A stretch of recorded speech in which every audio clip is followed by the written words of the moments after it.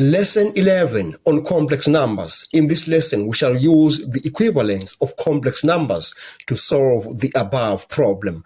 Please subscribe, like, share, and comment. Now, the question for today reads, given that z is a real number and lambda is an element of all the real numbers, find the possible values of lambda. Now, we shall begin by rationalizing this complex function. So we say z is equal to lambda plus 9i divided by 1 plus lambda I. Now we multiply the numerator by the complex conjugate of the denominator, 1 minus lambda I. And we multiply the denominator by its complex conjugate. That's what we do when we are rationalizing complex functions.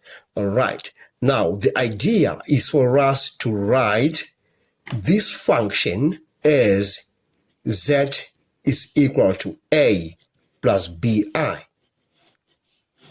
Now, let's expand what we have. So we shall have z is equal to lambda minus lambda squared I plus 9i minus 9 lambda I squared. And that is divided by this product. Now we have a difference of 2 squares. So we shall get our answer as 1 minus lambda squared I squared. But we know I squared is equivalent to minus 1.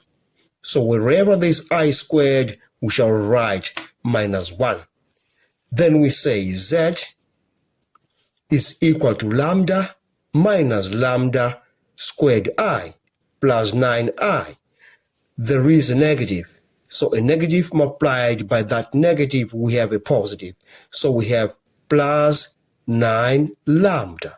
And that is divided by 1 plus lambda squared, because I squared is negative. Now let's group the like terms and simplify the numerator. So we shall have lambda plus 9 lambda. We have 10 lambda.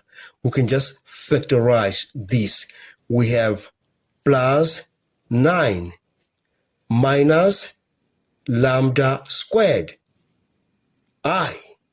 All right, and all of that is divided by 1 plus lambda squared.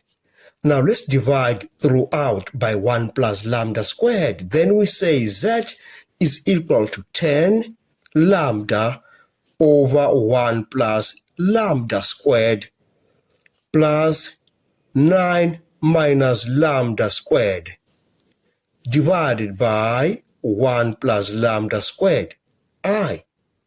Now, this is now in the form z is equal to a plus bi, where we have this as the real part of z and this as the imaginary part of z.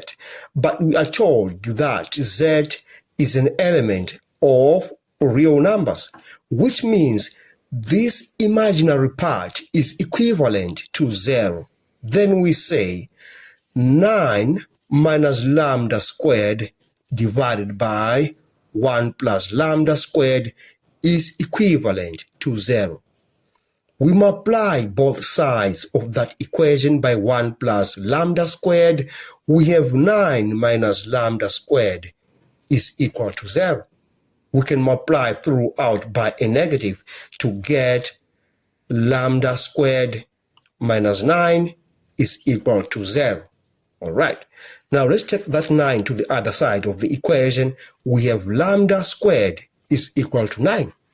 We take root on both sides. So we have plus or minus the root of 9.